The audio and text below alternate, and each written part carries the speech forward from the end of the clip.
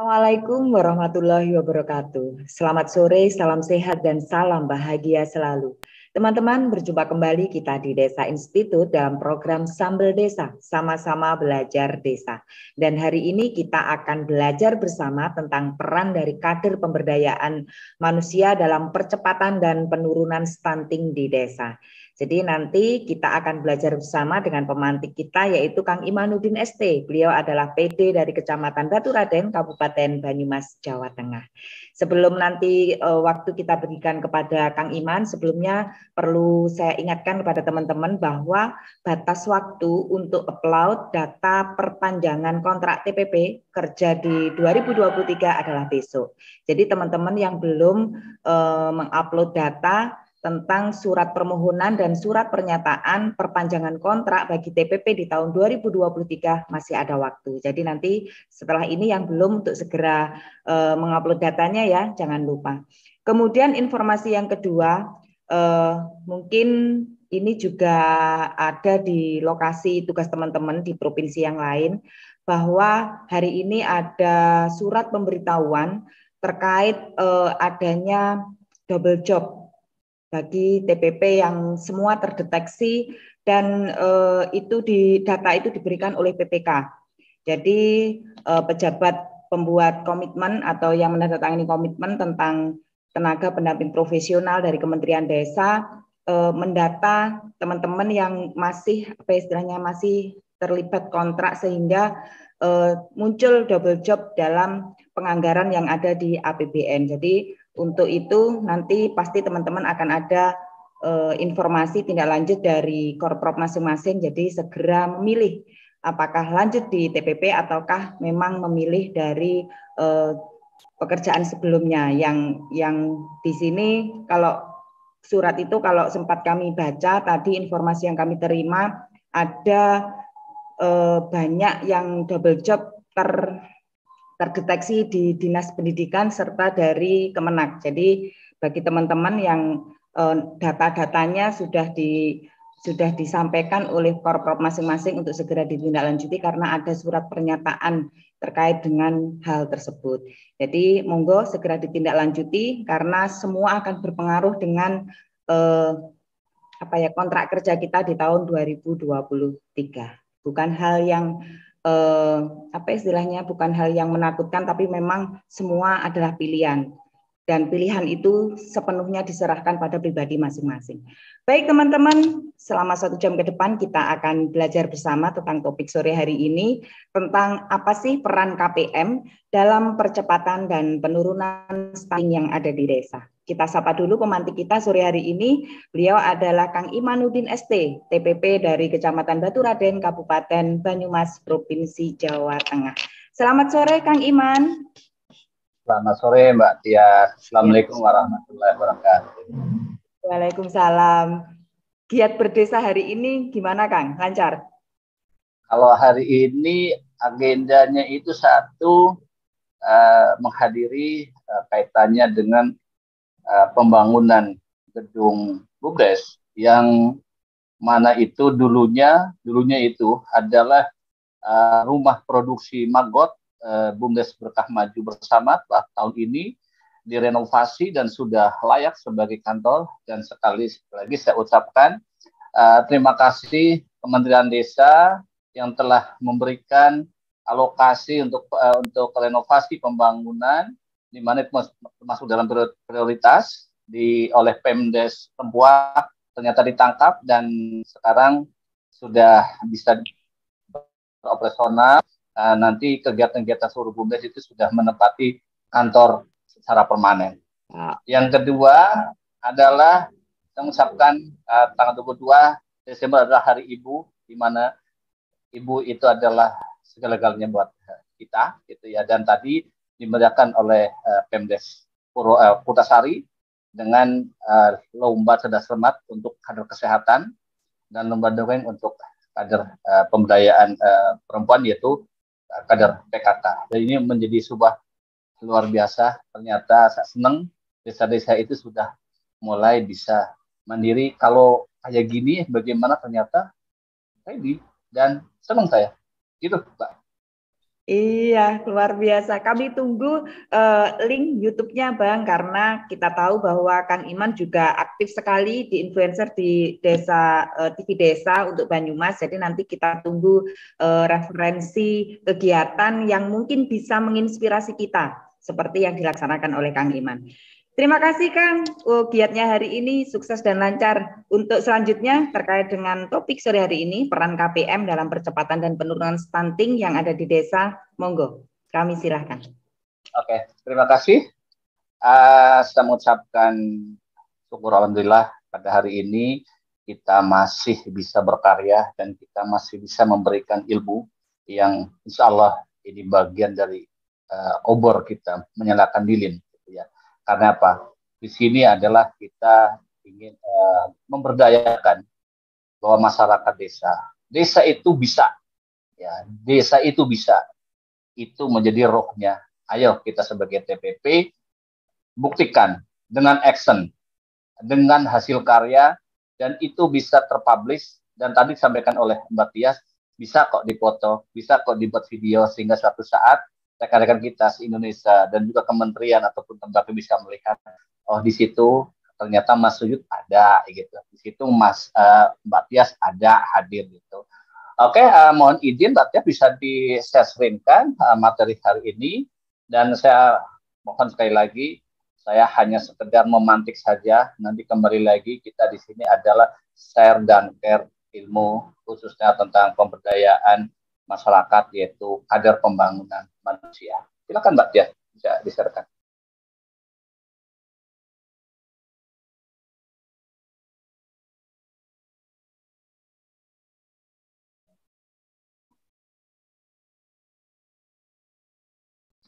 Oke, terima kasih Mbak Tias. Ini adalah peran KPM dalam percepatan dan penurunan stunting di desa. Biasa, kita slogannya harus berkolaborasi dengan tetangga kita ya. Cegah stunting itu penting. Nah, ini adalah rohnya saya. Kenapa? Kadang-kadang kita tuh cegah stunting itu penting. Apanya yang penting gitu ya. Terus apa yang perlu dicegah gitu. Ternyata Kemendes luar biasa menangkap harus lahir. Saudara kita adalah KPM, yaitu kader pembangunan manusia. Karena disitulah ternyata setelah saya pelajari KPM itu memang tugasnya sungguh mulia nih Mbak Tias dan saudara-saudara saya kerabat sambil desa. Ternyata beliau-beliau itu KPM itu mempersiapkan generasi yang akan datang itu adalah generasi yang bebas stunting. Dan itu dimulai dari mana? Ayo kita bareng-bareng implementasikan. Silakan yang kedua Mbak Tias. Ini ada lingkup tugas KPM dan ini sudah biasa lah ya. Nanti ini bisa dipelajari, dibaca sendiri. Tapi lingkup tugas KPM intinya yang pertama itu adalah sama lah seperti kita TPP, yaitu mensosialisasikan ya, apa yang menjadi sebuah kebijakan integrasi dari pencegahan dan penurunan stunting kepada masyarakat desa. Dan ini wajib bagi kita sebagai TPP kudu ngerti apa itu konflik stunting, apa sih yang dimaksud stunting, bagaimana sih caranya itu bisa timbul gitu. Dan satu, kita ada sebuah lembaga kemasan desa LKD itu Posyandu itu ya, dan itu sudah tertuang dalam sebuah Permendagri yang 18/2018, dan kita ada punya mitra kita, yaitu ada bidan desa, ada kader kesehatan, ada dinas kesehatan, itu lingkup kabupaten, pasti itu saudara kita yang di atas statu rural para TA itu pasti lebih paham cara menggandengkannya. Dan kalau kami PD itu di tingkat puskesmas gitu ya. Yang kedua adalah mendata dan identifikasi. Nah ini dalam pendataan dan identifikasi yang kedua ini sangat erat kaitannya dengan pendataan profil desa. Amanat kita adalah Permendes 21 tahun 2020. Ingat ya, kita itu ada di sebuah aturan bahwa Permendes 21 tahun 2020 itu menjadi roh pembangunan dan pemberdayaan masyarakat desa. Yang kita kenal adalah PUPPMD, Pedoman Umum Pembangunan dan Pemberdayaan Masyarakat Desa. Dan itu mesti harus kita kuasai isinya dan bagaimana kita mengeksekusi di lapangan. Gitu ya. Berikut yang ketiga adalah memantau layanan pencegahan dan penurunan stunting. Itu terintegrasi terhadap sasaran rumah tangga. Jangan sampai gitu ya. Kita sudah jelas bahwa KPM itu dalam penuntasan stunting itu adalah basicnya itu keluarga. Contoh yang paling nyata adalah sepasang suami istri, dua-duanya sibuk gitu ya, kerja dari jam 7 sampai jam 4 sore, dan kita punya anak gitu ya. Nah, ternyata kita tidak waspada. Akhirnya apa? Pola asuh itu pun mempengaruhi. Dari mana? Dari lingkup keluarga kita. Maka kita harus pandai-pandai membagi waktu, bagaimana kita mempersiapkan generasi yang akan datang. Anak tuan kita adalah orang yang sehat gitu ya. Yang berikutnya yang keempat adalah memfasilitasi dan melakukan advokasi peningkatan belanja APBD utamanya yang bersumber dari dana desa untuk digunakan membiayai terhadap penurunan penjaga stunting. Nah, ini yang keempat ini menarik sekali nih Mbak Tia dan saudara-saudara saya yang di Beksum ataupun di YouTube, bahwa di tata pengelolaan keuangan desa, bahwa prioritas penggunaan dana desa itu adalah diantaranya bisa untuk dalam diakses kesehatan, itu larinya adalah ke stunting gitu. Dan nanti di APBD tahun 2023 sesuai dengan diskusi 2.0.5 itu sudah bunyinya tagging. Jadi pada saat misalnya gitu ya, nanti saudara kita ataupun TPP itu dalam mendampingi dalam hal belanja desa, itu dipastikan bahwa dana desanya itu taggingnya kemana. Kalau ke stunting itu nanti di sistem tuh harus diklik taggingnya. Kalau nggak diklik nggak bisa ready. Sampai ke situ Nasiman. Iya, karena apa? Kita TPP itu basisnya adalah wilayah, bukan sektoral. Sehingga apa yang ada di desa kita harus bisa, kita harus menguasai, kita harus lihai, dan kita harus siap mau belajar kapanpun. Dan insya Allah di Sambal Desa yang di-host sama Mbak Tias, ini bagian majelis taklim. Inilah ruang ilmu, tidak ada batasnya. Apalagi sekarang model dunia maya, ada YouTube, ada IG, ada tweet. Pergunakanlah medsos itu sebaik-baiknya untuk maslahatan umat. Terus yang kelima adalah memfasilitasi suami dan atau bapak serta keluarga dari anak usia 0 sampai 23 bulan. Kenapa ini yang menjadi fenomena gini, Matias? Kadang-kadang kalau orang posyandu itu urusannya ibunya aja dong yang ke sana, tapi bapaknya enggak gitu. Padahal di dalam posyandu itu ada 5 paket layanan. Nanti kalau yang Perpres 72 itu ada 7 ya. Di mana di situ layanan media yang tersedia di posyandu paling nyampe itu satu pendaftaran, penimbangan, terus pencatatan gitu ya kan. Terus nanti yang terakhir adalah mungkin dapatin menu makanan gitu. Tapi yang kelima yang konseling itu jarang sekali dipakai. Nah, ini menjadi sebuah fenomena yang menarik gitu ya. Karena apa? Kadang-kadang kan kalau kita yang pernah saya sampaikan, kadang-kadang share dengan nakes gitu, dengan KPM gitu ya. Kita kalau ingin mempersiapkan stunting, kita dari kita dulu gitu. Ya maaf aja lah ya. Saya hanya bicara secara profesional, secara secara medis, bahwa kan merokok itu kan tidak baik gitu ya. Tapi ya pada saat posyandu gitu ya, jarang sekali itu istrinya itu, Bu, gimana ya kalau suami saya gini gitu, gimana cara, jarang sekali itu diungkapin. Padahal di situ ada meja konseling kesehatan atau gizi gitu ya. Terus yang berikutnya adalah memfasilitasi masyarakat desa untuk berpartisipasi aktif dalam perencanaan, pelaksanaan dan pengawasan program kegiatan yang sifatnya adalah intervensi sensitif atau spesifik. Contoh yang paling nyata begini. Kita kenal itu kan adanya Musbangdes, Musdes penentuan PKP ataupun penggalian masalah atau gagasan gitu di masyarakat. Sedangkan kita dengan adanya pendataan, konsolidasi data SDGs yang dilakukan sesuai dengan Permendikbud 1 tahun 2010 pada pasal 19 itu adalah 1 tahun dua kali. Dan ini harus kita lakukan sebagai TPP karena apa? Kita itu sudah ada alatnya, terus kita belajar, kita wajib mau belajar gitu ya. Karena apa? Kalau kita nggak mau belajar, maka di situ akan berhenti gitu. Tapi kalau kita terus belajar dan mau belajar, maka di situ akan selalu kurang budget. Nah, di situ nanti akan ketahuan gitu ya. Apa sih yang termasuk intervensi sensitif atau spesifik? Yang spesifik jelasnya sedikit saya jelaskan adalah langsung kepada penerima manfaat. Kalau yang sensitif adalah kita dorong. Kalau gampangnya itu adalah bagi stimulannya gitu ya. Misalnya, kalau contoh gitu ya, ternyata itu saya pernah ngangsu gitu ya keilmuan pada beliau Pak Dedi, kepala Dinpertim, bahwa tentang sanitarian itu malah lebih dominan Mbak Tias, lebih dominan mempengaruhi stunting. Karena apa? Contoh gitu ya, paling gampang kan kalau kebutuhan itu ya, kebutuhan luas bangunan terhadap luas tanah yang tersedia itu. Ini pun harus difikirkan kita khususnya sebagai TPP ataupun orang-orang yang konsen kepada standar kesehatan.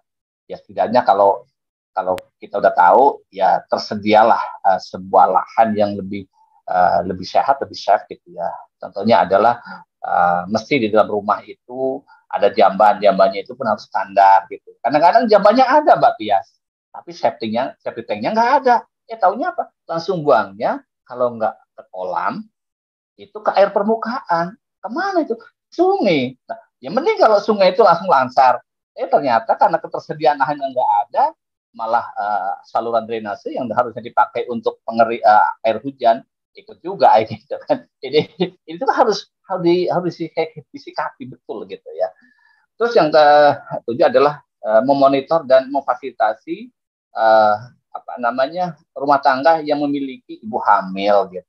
Nah, contoh apa yang sepakat di tahun 2023 sesuai dengan Perpres 72 tahun 2021 itu kita kenal namanya VSC, Mbak Tia, Village Scorecard.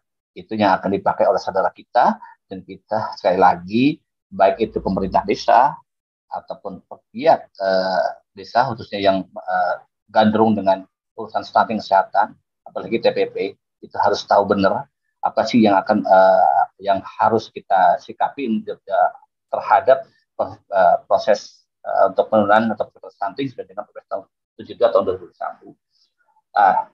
Karena apa yang harus kita sikapi adalah terhadap 5 paket layanan utama dalam penanganan stunting. 5 paket layanan stunting yang kita jelaskan. Silakan Mbak Tias. Lanjutkan. Nah, ini adalah peran strategis kader pembangunan. Sebetulnya ada 2 itu ya, yang disikapi oleh KPM. Adalah memastikan kelompok sasaran yang 1000 HPK dari hari pertama kehidupan itu kan. Itu menerima 5 paket layanan sesuai kebutuhannya. Karena apa? Lagi-lagi kita khususnya para pendamping ya, tenaga pendamping profesional harus, kalau di Banyumas itu ada Jidir Jiteng. Tahu kenal Jidir Jiteng, Mbak Tias? Jidir Jiteng itu siji kader, siji meteng. Jadi satu orang kader itu harus ngincengin satu orang yang meteng. Tahu meteng kan? Hamil.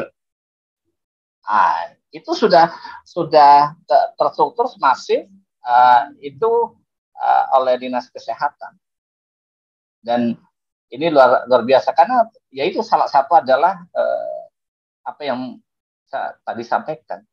Sebuah HPK menerima 5 paket layanan sesuai kebutuhan. Jadi kita luar biasa sebetulnya, kita sebagai tenaga pendidik profesional oleh Allah itu dibukakan bahwa keilmuan kita hebatlah, diberkahi, kita mendampingi desa berbasis wilayah, seluruh disiplin ilmu kita harus tahu. Kalau udah tahu, pertamanya senang gitu ya, senang terus tahu, udah tahu jangan berhenti, tapi koma lagi, mengerti. Habis mengerti, kita harus berimprovisasi, berkolaborasi. Sehingga apa? Akan tercipta sebuah konstruksi yang hebat di dalam pemberdayaan masyarakat. Yang kedua adalah memastikan limbah pelayanan tersedia di desa yang diselenggarakan untuk memenuhi SPM, standar pelayanan minimal. Nah, ini contohnya gini, Mbak Tias. Kalau saya yang dua, itu kami di Baturaden itu bersama dengan desa, bersama dengan kader kesehatan, ibu PKK, KPM, itu adalah kami tuh kalau lagi ini jadwalnya di mana ya, penimbangan atau bumil posyandunya di desa ini ada berapa, contoh kayak di Prosari ada 6 masih mana itu, oke 6 kegiatannya. Kalau yang posyandu ini tanggal berapa, tanggal saya itu turun Mbak Tias. Oh iya, ternyata ada satu ke sana, saya bahasanya kalau di DRW itu monitoring gitu ya. Monitoring tentang pelaksanaan posyandu. Saya ingin memastikan karena desa itu ada sebuah belanja untuk kegiatan posyandu. Seperti apa sih di lapangan gitu. Nah, dari situ saya potret, terus saya buat resume, terus nanti saya tanya gitu. Oke, gitu, terus saya perlihatkan, matur ke sekdesnya ataupun saya matur ke Pak Kades, ya santai gitu Mbak Tia. Pak, tadi saya kesini loh Pak, segini gini ternyata di posyandu itu sarprasnya yang tersedia baru ini Pak. Ini buktinya Pak.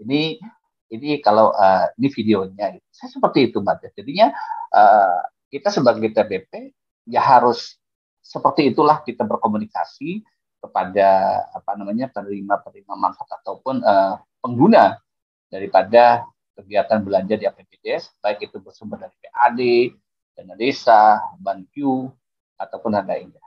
Silakan Mbak Bias dilanjutkan. Nah, ini 5 paket layanan, pelayanan utama stunting, layanan kesehatan dan gizi ibu anak. Ini kalau eksekusinya adalah adanya KIA, kesehatan ibu dan anak.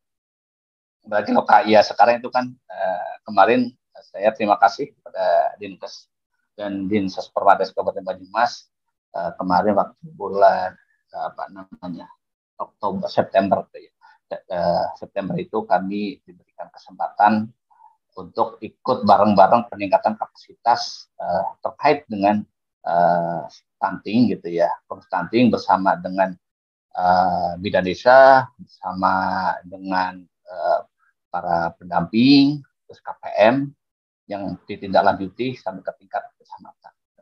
Yang kedua adalah layanan konseling kesehatan dan gizi. Nah, kita tuh menarik sebetulnya di sesi yang layanan konseling kesehatan dan gizi. Kenapa? Karena saya gini, Mbak ya, Bu Bidan, ya yang sering konseling itu berapa orang gitu. Kalau enggak, apa sih yang mereka tanyakan gitu. Itu saya sambil menggali gitu. Kenapa? Pada saat saya hadir di situ gitu ya, kadang kan namanya masyarakat itu kan, aku pingin gampangnya nanya ke Mbak Tia saja gitu. Oh enggak lah, aku ke Bu Bidan. Terus apa kalau misalnya ke Mbak Tia, terus nanti Mbak Tia jawabnya, oh iya saya nggak tahu gitu. Ya otomatis kan agak-agak nggak rileks kan gitu. Otomatis oh ya Bu, begini. Tapi nanti untuk jelasnya ke teknis ke itu ya, ke yang ahli. Karena gini Mbak Tias, alhamdulillah gitu ya, saya di Baturaden itu deket gitu. Di sana ada dua puskesmas, satu Baturaden, dua Baturaden. Kami itu kalau ada kegiatan yang kaitannya dengan kesehatan, apalagi kalau rebus stunting, saya matur ke desa, tolong ahli gizi sama sanitarian itu diundang. Dan alhamdulillah Mbak Tias, jalan ready. Yang kedua, kalau rakor kami itu KPM itu setiap bulan. Itu besok materinya apa? Gitu. Tentang ini masih oh ya deh kalau gitu coba dihubungin. Besok di daerah ini masuknya ke 1 ke 2. Oh 2, tolong dihubungin. Nah dari situ alhamdulillah beliau senang. Dan Pak Kades datang. Ini saya sampai gitu. Jadi akhirnya apa? Kita tidak pernah kehilangan sebuah literasi. Gitu. Terus yang ketiga, layanan air bersih dan sanitasi yang baik. Disinilah peran sanitarian. Kalau kita, khususnya para TPP, itu tidak dekat dengan para ahli sanitarian yang ada di tingkat puskesmas, Mana bisa nanti stunting itu dia selesai. Tidaknya harus ada penurunan dong. Masa iya ada penggelontoran dana desa sekian kok outcome-nya kok ajek malah nambah. Lah ini siapa yang salah? Ini kayak gitu kan. Ini sebagai bermuhasabah kita gitu. Nah, terus yang keempat adalah layanan jaminan sosial kesehatan. Ini biasanya kan kalau ibu-ibu gitu ya yang sudah hamil gitu kan. Nanti kalau pada saat periksaan gitu ya, misalnya di bidang desa ataupun misalkan ibu udah punya jaminan sosial apa, kesehatan apa, gitu. Nah, oh saya belum punya. Nah, pasti nanti akan diarahkan untuk memiliki itu. Karena apa? Ini menjadi hak daripada akses layanan kesehatan baik ibu itu sendiri ataupun anak. Jangan sampai kasus-kasus kematian ibu dan anak itu terjadi. Kalau sampai terjadi, mohon ya insya Allah enggak lah ya, jangan sampai lah. Yang kelima adalah layanan pendidikan anak usia dini ke PAUD. Di sini adalah sasarannya 2 sampai 6 tahun gitu kan. Apalagi kalau yang Perpres 72 itu nanti basic stuntingnya itu adalah 0 sampai 59 bulan. Berarti nambah dong. Iya nambah sampai 5 tahun. Dan ternyata kemarin saya ketemu dengan Bunda PAUD-nya di tingkat kecamatan Baturan. Oh iya, Mas sekarang memang sampai 5 tahun. Nah, dari sinilah kita harus berani keluar dari kecukupan apa yang kita rasakan. Sebetulnya kita tuh masih kurang. Tapi manakala kita sering berliterasi, berkomunikasi dengan teman-teman, khususnya di Sambal Desa, insya Allah Mbak Tias selalu punya menu-menu yang luar biasa gitu. Ayo dilanjutkan Mbak Tias. Ini adalah pola kerja kader pembangunan manusia. Di sini jelas gitu ya.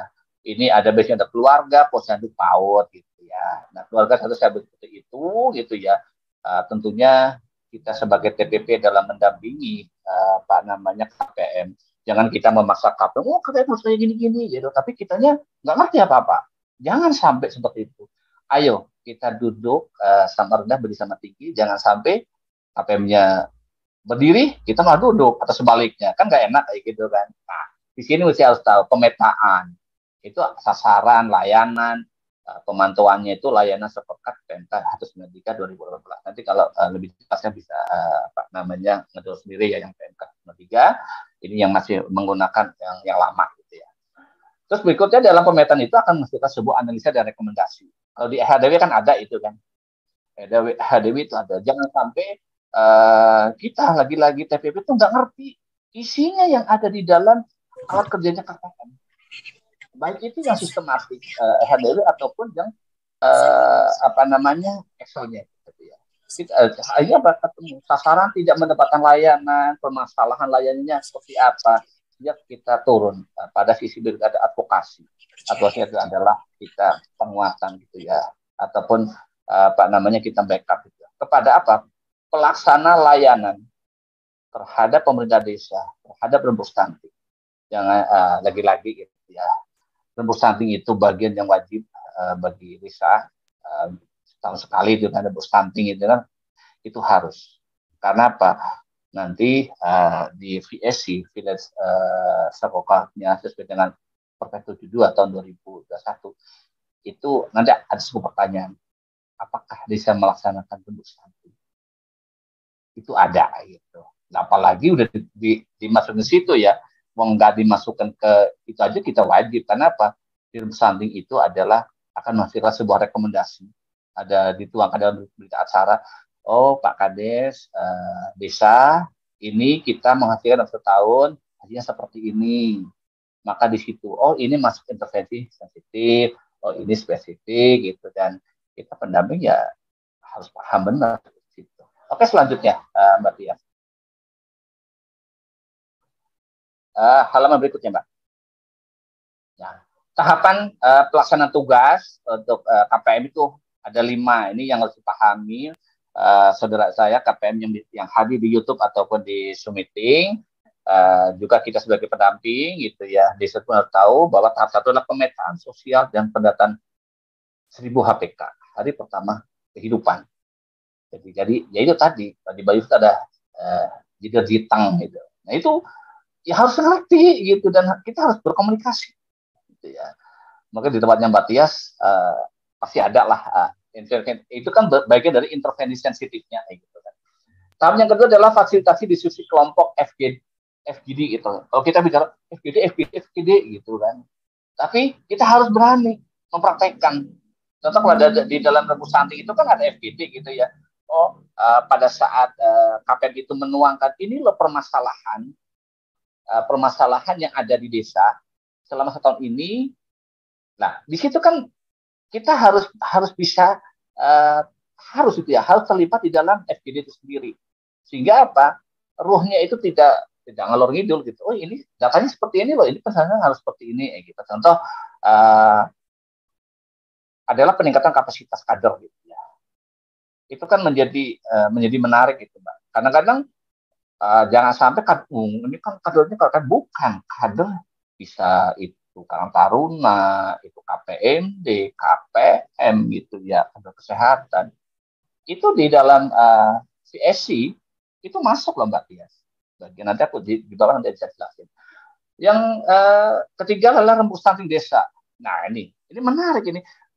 Tolong itu ya saudara saya KPM bareng-bareng dengan kita sendiri sebagai TPP.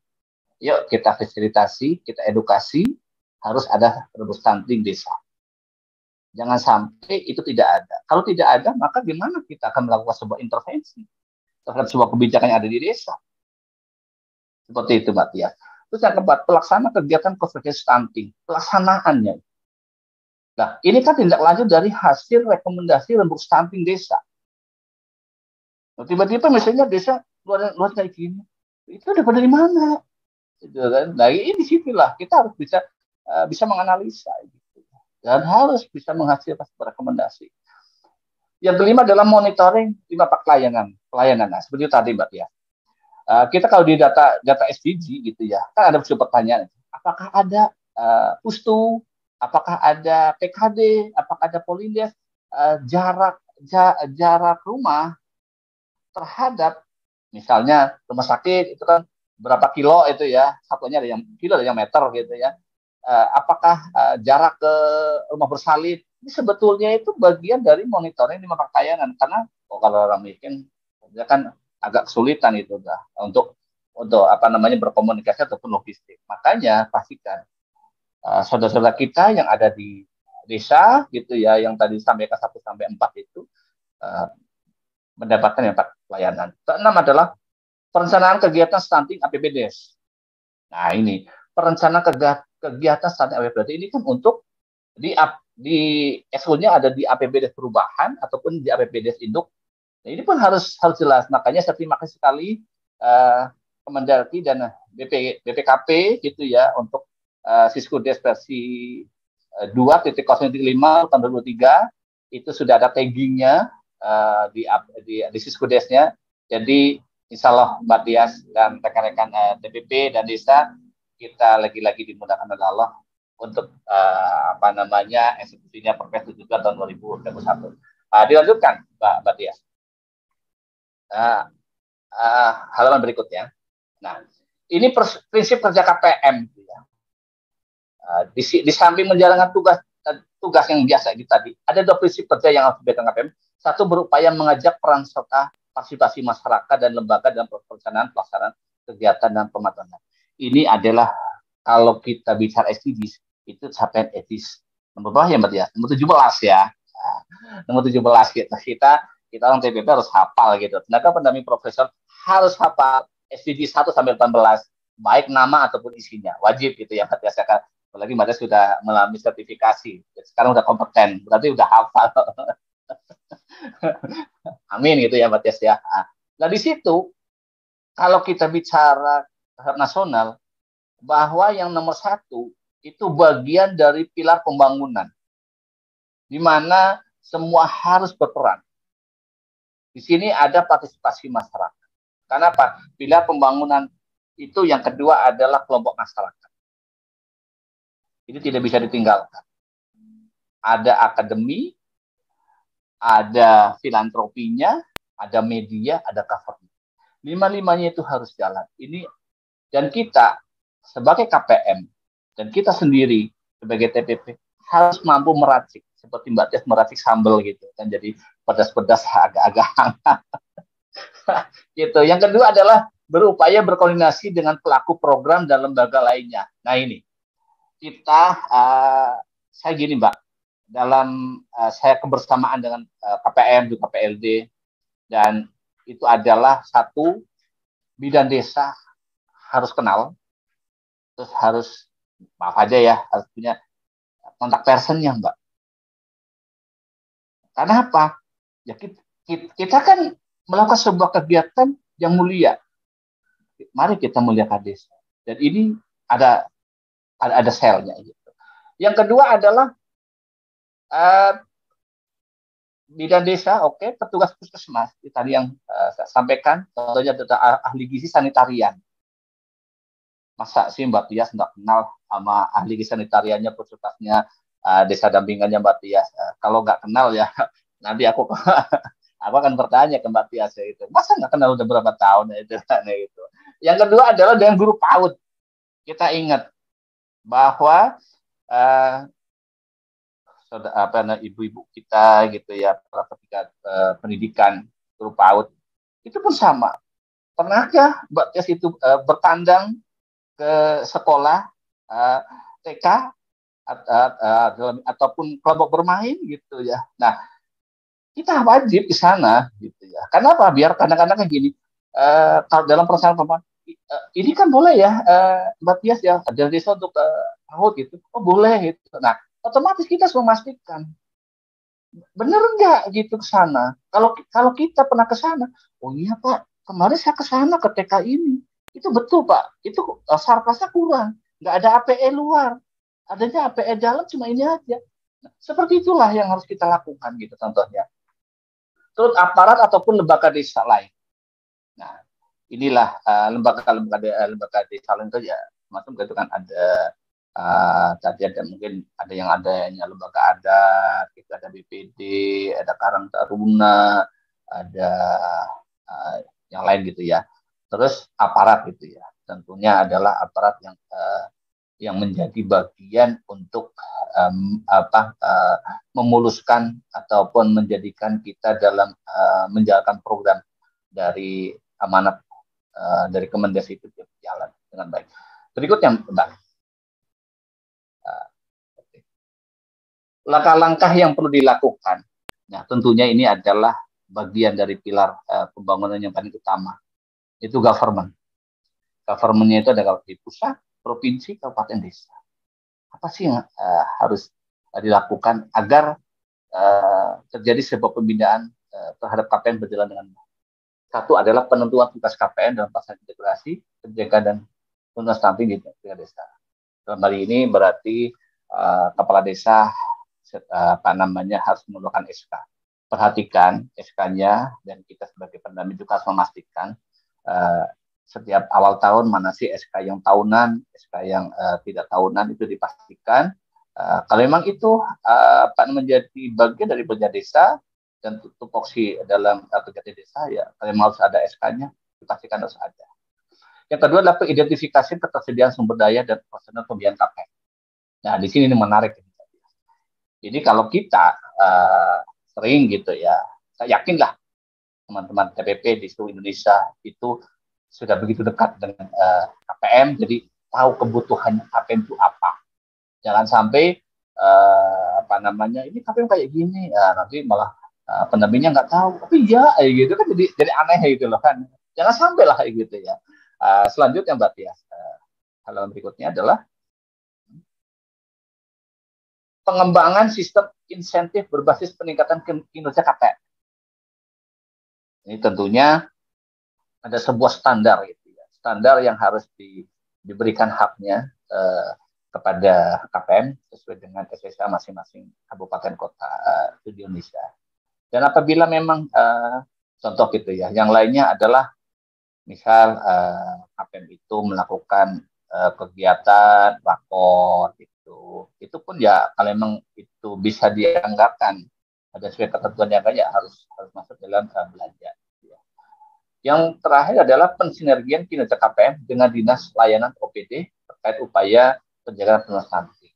Ini pun harus ditegaskan. kita sering berkomunikasi dengan KPM. Misalnya tanya gitu, KPM ini berapa yang hamil gitu ya dalam bulan ini gitu. Oh kayak gini apa namanya Mbak Tias gitu. Loh, terus ada yang resti enggak? Ada yang apa namanya kayak enggak gitu. Itu harus ya kita nanya gitu. Kan itu kan bisa kan bagian daripada kita koordinasi dengan kelompok masyarakat gitu ya. Nanti kita imbasnya adalah masukkan di DRP gitu. Jadi DRP-nya semakin heterogen gitu isinya gitu kan. Nah, sehingga dari situ kita bisa nanti apa mengkanalkan gitu ya, menghubungkan sel-sel mana sih yang belum terisi. Kita kan tugasnya kan ada 4 itu kan, satu boxnya edukasi, fasilitasi, mitigasi, advokasi. Ini harus dipahami oleh kita sebagai tenaga pendamping profesional. Selanjutnya Mbak, tentang fasilitasi desa Mbak. Mohon oke. Nah, ini fasilitasi desa. Ini ada 11 Mbak. Ini yang harus kita lakukan dan desa harus paham bahwa inilah 11 fasilitasi desa yang dilakukan dalam percepatan dan perlindungan. Satu adalah melaksanakan untuk stunting desa dengan melibatkan UPTT. Dengan melibatkan UPTT. Perhatian, kita harus mulai di blueprint dengan melibatkan UPTT. UPTT-nya ya stunting kan ada misalnya dengan kalau kami itu Korwilcam, Pak. Kalau tentang pendidikan di kecamatan. Kalau di kabupaten itu kan dinas pendidikan gitu. Itu. Terus berikutnya dengan dinas kesehatan. Terus jangan lupa dengan tempat kita menikah, uang, ya, ada urusan agama. Kita harus dengan penyuluh kan ada kan penyuluh agama. Jangan sampai itu tidak dilibatkan. Karena apa? Sentuhan rohani itu sangat karena kita masyarakat Indonesia dalam religius itu sangat share. Terus yang kedua adalah penetapan anggaran untuk stunting dalam APBD desa. Pastikan harus ada sebuah penetapan. Kalaupun nanti kurang atau kelebihan itu toh ada sebuah proses di perubahan APBD setelah 1 semester. Yang ketiga adalah jumlah alokasi anggaran untuk mendukung kegiatan stunting. Kita lihat bahwa di dalam scorecard yang kita pakai di tahun 2022 itu ya, itu kan sebagai bagian untuk nyawel biar dana desanya yang ketiga bisa turun gitu ya Mbak Tias ya. Nah, di situ pun ada kan berapa anggaran yang mendukung kegiatan stunting itu kan. Itu nempelnya di bidang 2 atau bidang 4. Ya, ada itu kan. Terus yang keempat adalah pembentukan RDS, Rumah Desa Sehat, fungsikan. Karena kemarin saya pendampingi KPM di sebuah desa itu ada masalah KPM itu apa Mas Iman? Nah, saya sampai kan, oh, silakan KPM bisa menjelaskan gitu ya. Karena saya dorong gitu. Kalau menurut saya gini, tidaklah kita ditanya harus menjawab. Gitu ya. Tetapi ada saudara kita yang pas. Jadi kalau saya prinsipnya adalah kalau ini tempatnya Mbak Tias jawab, Mbak Tias yang jawab. Walaupun mungkin saya bisa jawab. Gitu lah. Inilah kita harus bisa bermain peran sebagai tenaga pendamping. Gitu ya. Terus adalah TPP nggak salah ya. Tim penurunan dan percepatan stunting. Itu cukup kalau di desa pakai RDS. Yang kelima adalah pelaku desa, kader KPM, TPK, mendapatkan peningkatan kapasitas enggak? Ini harus ada. Ini harus dijawab, iya atau tidak? Kalau iya, buktinya apa? Kalau tidak, buktinya apa? Terus penyelenggaraan posyandu. Wah, ini mah udah biasa ya, Mas Teh. Dan reguler lah ya. Di desa itu ada penyelenggaraan posyandu. Tetapi yang harus kita sikapi, ada outcome-nya sama impact-nya enggak. Jangan sampai itu ada gitu. Tapi ternyata 5 paket layanannya itu tidak begitu efektif. Ternyata meja layanannya tidak utuh, hanya cuma 3. Nah, seperti itu. Penyelenggaraan kelas Bina Keluarga Balita BKB. Ini mana harus desa tuh ada kegiatannya. Terus penyelenggaraan PAUD, oke lah. Jadi ya mengembangkan program ketahanan pangan. Ini yang kita kenal apa namanya ya? KRPL ya, KRPL, apa namanya, pangan lestari gitu ya.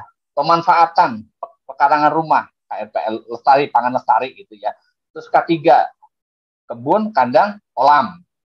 Apalagi kita di tahun 2002 ada sebuah alokasi 20% yang sifatnya adalah sustain gitu ya. Jangan cuma berhenti di situ. Nah, di tahun 2023 harus berjalan, ritmenya harus ada keberlanjutan. Terus yang 10 adalah RDS mengadakan rapat koordinasi enggak? Nah, petanya dan ini saya sendiri ikhtiar Mbak Tia. Itu triwulan gitu. Walaupun ada yang agak-agak susah gitu ya. Yang namanya kita kan di pemberdayaan itu kan yang harus kita edukasi adalah hatinya ya. Hatinya biar senang dulu gitu ya. Sehingga orang itu apa yang harus kita sampaikan, kalau udah senang kan gampang ya. Sehingga di VSC yang Perpres 72 tahun 2021 gitu ya, itu VSC-nya ada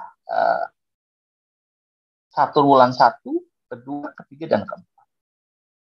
Ini bagian yang memudahkan kita bareng-bareng mewujudkan kualitas desa ini. Itu yang 11 adalah desa melakukan monitoring atau evaluasi atas pelaksanaan program stunting minimal 2 kali dalam 1 tahun. Ini menjadi sebuah catatan kemajuan sehingga desa menggelontorkan sebuah belanja kaitannya dengan tadi yang saya sebutkan taggingnya stunting. Itu pun desa wajib melakukan monitoring atau evaluasi. Jangan sampai kemarin kan mau digelontorin, masa stuntingnya sama bodoh stunting malah naik, terus malah ternyata banyak banget itu. Nah, ayo kita bareng-bareng ya, pemerintah desa, tenaga pendidik profesional, dan petugas stunting, kita sinergiskan. Oke, berikutnya Mbak Tia. Ini adalah upaya penurunan stunting berbasis pembangunan SDGs desa. Ya, tadi saya sampaikan gitu ya, bahwa pembangunan dan pemberdayaan masyarakat desa itulah Permendikbud 1 tahun 2020 gitu ya. Bahwa kalau kita tarik dalam pengentasan stunting itu harus memenuhi ada 6 capaian itu ya. 1, 2, 3, 4, 5, 6. 1, desa tanpa kemiskinan. 2, desa tanpa kelaparan. 3, desa sehat dan sejahtera. Berikutnya adalah desa layak air bersih dan sanitasi, pendidikan desa berkualitas, dan terakhir adalah keterlibatan perempuan desa. Nah, di keterlibatan perumahan desa itu tadi sudah jelas ya, dijelaskan di depan dari mana peran-peran keluarga, apa namanya, nanti ada calon pengantin, ada layanan remitri. Tahu ya Mbak ya, remitri itu ya, remaja putri. Ya, layanan remaja putri itu istilahnya itu kalau di Perpres 72 itu remitri, layanan remaja putri. Ya. Di sini SDGs desa itu merupakan arah kebijakan pembangunan Bapak-bapak, terdapat 18 SDGs desa Perpres ini. Oke, yang kedua adalah upaya pencapaian SDGs desa nomor 1 sampai 6 berkontribusi pada upaya. Nah, ini yang kita sebagai pendamping dalam perencanaan sebuah pembangunan di desa. Kalau kita ingin mengedepankan sebuah capaian percepatan penurunan stunting, maka 1 sampai 6 itu harus sinergis. Contoh kayak gini. Misalnya adalah basic penerima manfaatnya itu adalah gampangnya Imanuddin gitu ya. Ternyata itu rumahnya gitu ya. Rumahnya tidak layak. Gitu. Terus anaknya sakit-sakitan. Maka 1 sampai dengan 6 harus disinergiskan. Oh, kalau itu tidak sehat, kita lihat berdasarkan data yang ada di data SDGs ataupun data yang dari desa itu dikonsolidasikan. Setelah dikonsolidasikan, maka kita bareng-bareng dengan KPM, yuk coba kita turun ke rumahnya Menudin gitu ya. Kita lihat, oh ya betul datanya kayak gini. Seperti halnya kemarin, saya bareng-bareng dengan PD saya, Mas Asmito gitu ya, di Desa Dampingan Batu Rati 3, itu di Desa Pandak, itu bareng-bareng dengan mahasiswa dan dari ahli gizi unsur, itu ingin mengetahui apa sih yang menjadi sebab penyebab stunting di desa yang tadi saya sebutkan, terus apa yang harus kita lakukan. Ternyata fenomena juga Pak namanya Mbak Tias gitu ya. Nah, ternyata dari situ ketahuan akhirnya menghasilkan sebuah kesimpulan rekomendasi tidak lanjut, dan itu ya saya senang akhirnya bisa masuk ke desa. Pak, ini kasus kayak gini, berarti masyarakatnya nanti di tahun 2023 yang dibutuhkan ini. Yang berikutnya adalah perlunya koordinasi antar pelaku atau lembaga di desa untuk memastikan jadinya konvergensi, yaitu kelompok sasaran prioritas mendapatkan intervensi. Ya tadi seperti itu. Kalau faktanya gitu ya, Mbak Tias, itu memang harus mendapatkan intervensi. Intervensinya apa? Kalau memang spesifiknya apa? Oh, Mbak Tias sering sakit-sakitan. Ini penyebabnya apa? Oh, ternyata adalah asupan gizi yang kurang. Nah, maka di situ ada pendampingan. Maka KPM itu bisa mengusulkan, ini ada namanya Ibu Tias, ini harus ada intervensi secara spesifik, harus pendampingan. Minimal 3 bulan kan menurut Dinas Kesehatan. Kenapa? Ini sudah masuk ke area stunted. Nanti kalau nggak dicegah, itu udah kuning, bisa turun dong, jadi jadi merah. Nah, seperti itu. Dan paling akhir Mbak Tias, halaman berikutnya.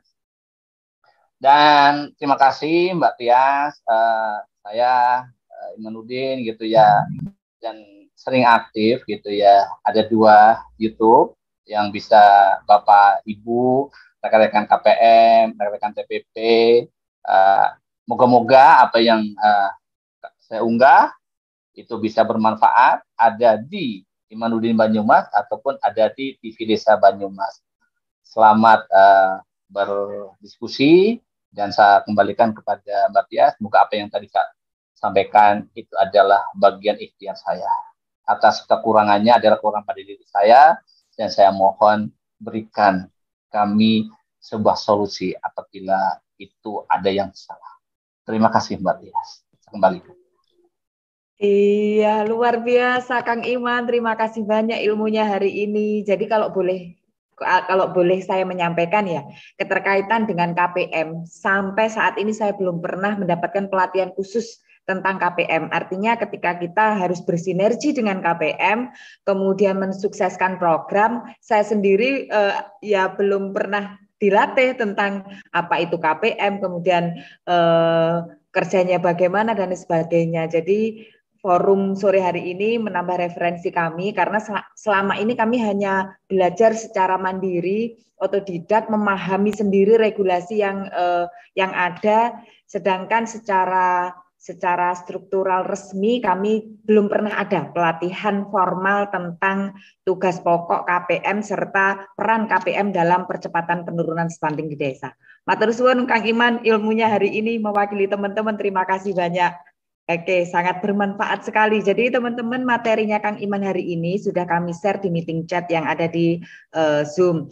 Nanti kami akan juga share di grupnya WA yang ada di Sambal Desa. Nanti teman-teman bisa unduh dan belajar bersama tentang peran dari KPM dalam percepatan penurunan stunting yang ada di desa. Baik, kita buka forum diskusinya.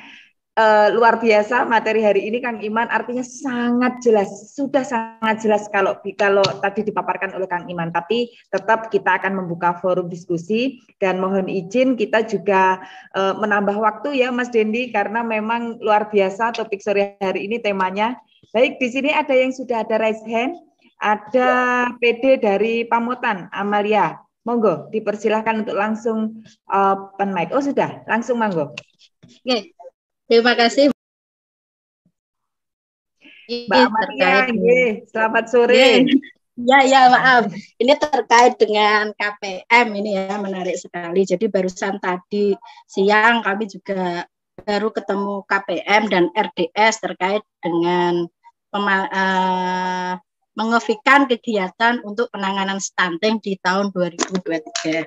Jadi sangat menarik sekali, apalagi permasalahan yang ada saat ini di kami adalah ketika aplikasi EHDW ini tidak bisa begitu. Jadi memang kami kan sudah sering berkoordinasi dengan Puskesmas, ya, kaitannya dengan EPPGBM. Ya. Jadi ini memang teman-teman KPM yang dalam hal ini notabene juga kader Posyandu, mereka juga memegang aplikasi EPPGBM. Jadi ketika aplikasi EHDW kami ini memang tidak bisa, teman-teman itu sudah berkolaborasi begitu. Tetapi kan tetap kita memadukan ketika di EHDW itu kan memang untuk anak usia istilahnya 0 sampai 2 tahun ya yang kita coverkan seperti itu. Ini kembali ke layanan yang sudah diberikan ya, 5 layanan yang ada di kita di TPP di kementerian kita atas hasil dari penanganan stunting itu. Jadi kemarin kami kan ketemu sama ahli gizinya Puskesmas, Mbak Tias. Kita tanya, apakah pemberian PMT yang 90 hari itu efektif tidak? Begitu. Karena apa? Kami sudah di APBDes desa itu sudah ada pemberian makanan yang selama 90 hari berturut-turut itu sudah 3 tahun, Mbak Tias. Tetapi ternyata 2 tahun ini masih ada nama yang sama. Itu kan akhirnya kami tanyakan ke ahli gizinya. Gitu. Jadi pemberian makanan ini efektif tidak sih? Begitu kemarin. Terus kata ahli gizinya gini, Mbak, sebenarnya pemberian makanan itu tidak efektif. Jadi harusnya kita itu malah mengedukasi sama ibunya. Begitu. Loh, kan di kelas ibu balita, saya bilang gitu, di kelas ibu balita itu kan sudah ada, gitu, sudah ada. Kenapa tidak dimaksimalkan? Toh dari dana desa juga sudah dipakai. Itu, kami kan begitu Mbak kemarin ya sampai ke hal seperti itu. Terus selain kelas ibu balita di 5 meja yang ada di Posyandu itu pun juga ada yang konseling gizi. Kenapa itu tidak dilakukan? Percuma kalau istilahnya kita tidak sama-sama berupaya bekerja sama dalam penurunan stunting. Kalau itu hanya program, tadi dijawab begini Mbak, yang masalah kelas balita itu. Dijawabnya dengan kami di kelas balita itu memang efektifnya 15 orang. Gitu, 15 orang. Tetapi ya tahu sendirilah gitu Mbak. Alasannya begitu. Tahu sendirilah, ibu-ibu itu kalau dikasih tahu ya begitu, tidak diindahkan. Terus kami tanya sama KPM-nya ya, ini yang KPM yang karena yang memberi, yang mengantarkan makanan untuk anak stunting tadi itu kan KPM kalau di kami Mbak. KPM-nya mengantarkan sendiri karena memang kami mengedukasi bahwa makanan itu memang harus dimakan oleh anak. Jangan sampai dimakan ibunya, nanti ibunya yang subur kan begitu Mbak Tias. Sehingga dipastikan itu, tetapi kok malah belum ada yang istilahnya wisuda begitu. Ternyata ini 90 hari pun belum bisa memenuhi itu. Padahal kami untuk sanitasi air itu juga sudah kita komunikasikan. Ini mana lagi ini yang salah ini terus siapa gitu. Jadi mungkin kalau yang kami lakukan itu sudah sama dengan yang Kang Iman lakukan. Cuma kalau kendala di kami memang tadi seperti yang di chat itu ya Mbak, EHDW kami itu memang baru ada trouble begitu. Sehingga ini memang teman-teman KPM kok pas kebetulan dia juga kader EPPGBM. Jadi memang kami berkolaborasi dan ini kami pun juga ingin berkolaborasi dengan BKKBN yang TPK itu Mbak, TPK yang TPPS itu, Tim Percepatan Penurunan Stunting yang di BKKBN. Jadi kalau di kami lebih ke kados Mbak Tias begitu untuk untuk istilahnya mencari ilmu tentang RDS itu juga kami harus belajar sendiri, sehingga kami bekerja keras untuk kolaborasi dengan puskesmas. Ini sebenarnya layanan di bidang kesehatan itu apa sih yang harus kita lakukan. Jadi saya setuju ketika TPP itu memang harus tahu duluan gitu, daripada nanti ditanya kader kita nggak tahu, ya ilfil lah istilahnya begitu nggih. Katanya kita tenaga pendamping profesional. Jadi itu yang selalu kami tekankan dengan teman-teman PLD kami, karena jargon kita tenaga pendamping profesional, tetapi ketika kita ditanya, tapi terima kasih Kang Iman, terima kasih materinya Mbak Tias tadi sudah di-share, itu nanti akan kami bagi kepada teman-teman PLD kami. Sekali lagi ini sangat bermanfaat sekali, monggo nanti diadakan lagi diskusi seperti ini. Terima kasih Mbak Tias. Iya, terima kasih Bu Amalia. Kang Iman untuk menanggapi sedikit. Oke. Terima kasih Bu Amalia. Ini apa ini? Kami itu ada kemarin-kemarin seperti Bu Amalia yang disampaikan itu dikasih PMT. Tapi sekarang kami itu dalam mengedukasi terhadap keluarga yang stunted dan baru stunted itu sudah dalam bentuk makanan jadi datang itu pakai cup gitu ya. Dikasihkan. Ya. Karena apa? Itu pun kami melakukan itu setelah kami berkoordinasi dengan dinas kesehatan. Karena apa? Ya maaf aja gitu ya. Kadang-kadang kalau dikasih telurnya bukan si yang dimaksud gitu ya. Hanya yang lain. Nah, itu kami pantau lah, sehingga bagaimana cara kita mengawalnya? Itu ada di desa contoh saya ambil di desa Rembuak gitu ya. Itu kader posyandunya itu misalnya di posyandu 1 itu ada berapa yang stunted gitu, atau berstunted, itu akan melaporkan setiap hari, terus nanti pada saat 1 bulan dia itu udah dituntun oleh bidan desa, nanti indikatornya yang diukur ini gitu ya, contoh kayak lengan gitu ya, panjang badan sama tinggi badannya itu sesuai enggak, standar enggak. Jadi itu yang bisa kami lakukan dan bersama-sama dengan KPM, dan nanti begitu kan KPM itu akan mengunggahkan ke dalam tadi yang langkah-langkah untuk penurunan stunting, apalagi tentang EHDW. EHDW gini Bu Amalia, kebetulan kami di Baturaden itu di backup dengan Excel-nya Mbak Bu Amalia, dan Excel-nya itu sama dengan yang ada di EHDW gitu ya, yang model lama. Jadi karena apa? Kami ingin keluar dari permasalahan yang dikit-dikit EHDW-nya ada yang tadi pakai trouble, terus nanti ada penyesuaian versi gitu ya. Sehingga yang paling urgent sebetulnya adalah supaya saya meyakinkan kepada pemerintah desa, ini loh KPM bekerjanya seperti ini setiap bulan, ditandai dengan sebuah outputnya adalah hard copy laporan yang dituangkan, namanya EHDW itu kan bulanan ya, sama aja. Nah itu setiap bulan itu akan begini, jadinya akan terpantau apa yang tadi penerimaan manfaat ada yang 0 sampai 23 bulan, terus hamil gitu ya, yang sampai dengan sampai 6 tahun gitu ya, 2 sampai 6 tahun itu terpantau seperti itu. Ya memang ratingnya seperti ini gitu, sehingga pada saat itu 3 bulan ternyata itu tidak ada perubahan gitu ya, nanti akan disampaikan di dalam RDS itu, diundang kepala desa gitu ya. Kita kayak rumah besar Bu, rumah besar di desa yang konsen pada stunting gitu. Nah, sehingga dari situ ini loh Pak Kades, ini loh BPD kayak gitu. Nah, juga di situ kan melibatkan ada pendidikan gitu ya, ada kita juga harus hadir di situ. Jangan sampai kita tenaga pendamping profesional rembuk stunting nggak hadir gitu. Malah kita tidak mengedukasi, tidak memfasilitasi. RDS pun kita tidak, nanti keliru, nanti akhirnya kebijakan pemerintah tentang hazard stunting tidak tersampai. Begitu Bu Amalia.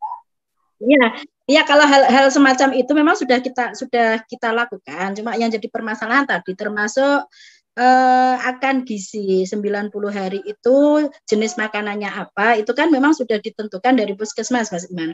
Jadi kayak jadwal menu pun itu kami sudah minta dari puskesmas untuk dibikinkan begitu. Jadi teman-teman KPM inilah yang memang sudah memantau gitu, sudah memantau pemberian PMT itu sampai ditungguin gitu. Dipastikan ibu ini jangan dimakan ibunya, dipastikan ini dimakan sama anaknya. Termasuk di rembuk stunting itu yang ada kan Mas Iman, mungkin contoh rembuk stunting itu sampai pelayanan di posyandunya yang sudah dimiliki apa, yang belum dimiliki apa. Itu maksud kami kan agar permasalahan untuk penanganan stunting ini cepat selesai. Sehingga ketika ini BKKBN, ya, BKKBN yang dalam hal ini ada tim percepatan penurunan stunting, kayaknya ini mau ada aplikasi. Kami itu juga kepengen ikut tahu, biar coba sih sampai sejauh mana indikator-indikator yang ditangani. Karena apa? Ini sudah ada mungkin dari Kemendes sendiri juga menangani stunting, Dinas Kesehatan menangani stunting, tetapi angka itu kok masih tinggi. Ini yang salah ada di mananya begitu. Padahal segala upaya kan sudah kita lakukan begitu.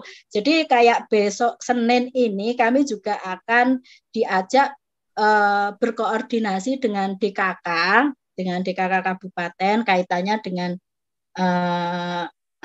penurunan stunting. Jadi kami dari TPP memang berharap itu tidak hanya wacana yang nanti outputnya asal Bapak senang, tapi benar-benar memang di action begitu.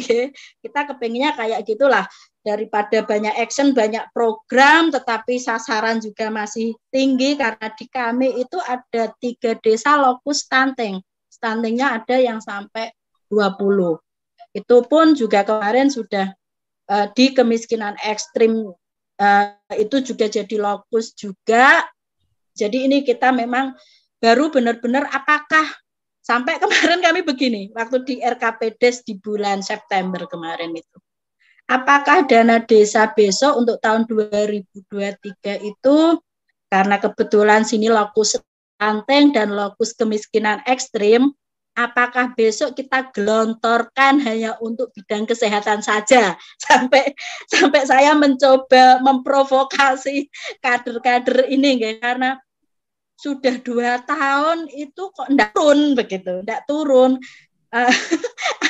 Ini besok kalau sudah turun mau wisuda ini kayaknya, kemarin sampai sudah didatangi sendiri, sampai yang bulan bakti gotong royong kita taruh di desa itu biar ada support dan perhatian dari Pemkab sampai seperti itu. Tapi angkanya itu memang masih sangat tinggi sehingga kayak menu untuk PMT yang 90 hari pun itu kami sudah berkoordinasi dengan puskesmas untuk dibikinkan jadwal beserta menunya, menu tiap hari makanannya itu Mas, selama 90 hari. Sampai seperti itu, tapi ya angkanya belum bisa turun begitu. Oke, sedikit ya Mbak Bu Amalia. Ini pernah kami mengalami 2 desa, Bu. Ada 2 desa, terus akhirnya apa yang kami lakukan adalah pendampingan dalam intervensi sensitifnya, Bu. Kayaknya itu belum disentuh, Bu. Contoh gampang itu adalah tadi yang disampaikan SDGs ke-6. Nah, keempat itu air bersih. Iya. Sanitasi ya. Sanitasi. Nah, itu coba dilihat di data SDGs-nya, itu capainya berapa persen. Nanti akan ketahuan. Karena apa? Ternyata dua desa itu pernah di tahun 2019 itu kena, Bu. Lokus seperti Ibu. Terus akhirnya apa? Kami ya lagi dimudahkan kembali gitu ya. Terus yang satu desa itu menjadi sebuah dampingan, sebuah OPD gitu ya. Akhirnya apa digelontorkan, dicek siapa yang tidak punya jamban gitu ya. Akhirnya ketahuan, akhirnya keluar, Bu, dari zona merah yang tadi Ibu sampaikan gitu ya. Terus yang kedua adalah ada desa tapi tidak ada jamban, tapi kami tahu, akhirnya kami diberitahukan. Kadang-kadang saya itu agak nakal gitu, kadang silaturahmi ke puskesmas gitu.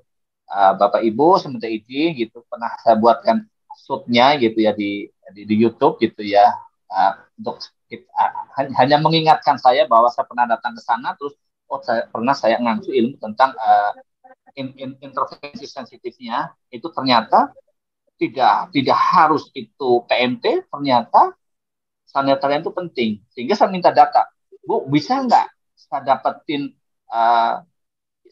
yang tadi air bersih sama jambanisasi di Batu itu kan ada 12 desa itu. Aku minta gitu. Aku dikasih, Bu. Akhirnya udah kayak gitu. Pada saat di penyelesaian RKP, aku atur gitu ya kepada ketua RKP-nya, penyelesaian RKP yaitu Sekdes juga apa namanya kepada polisi, Pak, ini ada data kayak gini, ini benar nggak Pak? Gitu. Terus akhirnya coba data di mana gitu. Udah kita aku polisi dengan teman saya PLD ataupun pada KPP, coba ini dicek benar enggak. Oh iya Mas, betul gitu. Ya tolonglah itu diselesaikan air bersih. Oh ternyata lingkungannya gini. Ya dibedain lah. Ya, terima kasih Kang Iman atas masukannya. Iya, luar biasa.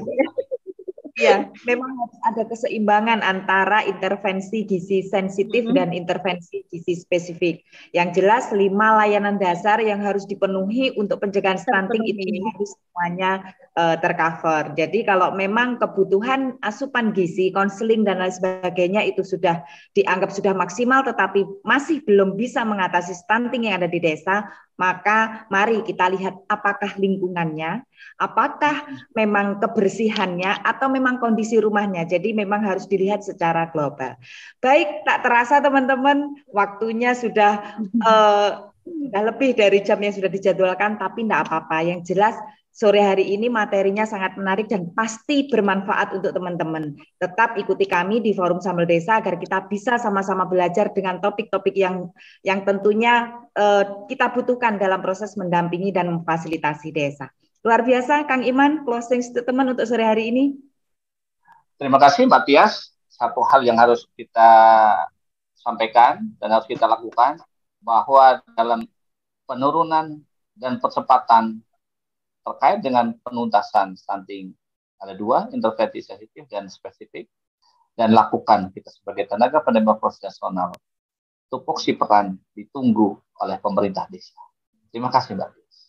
Terima kasih Kang Iman, sekali lagi mewakili teman-teman yang ada di Forum Sambal Desa menyampaikan terima kasih referensi ilmunya sore hari ini. Semoga Kang Iman selalu dilimpahi kesehatan dan kebahagiaan. Salam untuk keluarga tercinta, Kang Iman. Baik, teman-teman, tak terasa kita sudah berada di penghujung acara. Dan selalu saya berpesan bahwa siapapun kita, dari manapun kita punya peran. Dan dalam berperan, jangan baperan. Sampai jumpa di episode Sambal Desa minggu depan, mulai hari Senin sampai hari Jumat, jam 4 sampai jam 5 sore, waktu Indonesia Barat. Salam sehat dan salam bahagia untuk keluarga tercinta. Wassalamualaikum warahmatullahi wabarakatuh. Waalaikumsalam warahmatullahi wabarakatuh.